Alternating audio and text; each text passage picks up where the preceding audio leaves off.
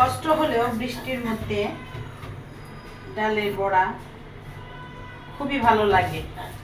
আজকে আমি ডালের বড়া বানাবো না, একটু চাপটি খেতে মন চাইছে, আজকে আমি চাপটি খাবো। এই আর কি, কষ্ট করতেছি। বাটাবাটির কাজ শেষ হলেই ভাজাভাজির কাজ।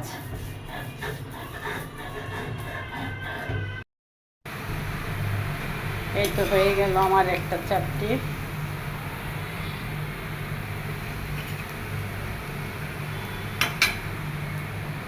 এখন আমি আরেকটা চাপটি দিয়ে দিব।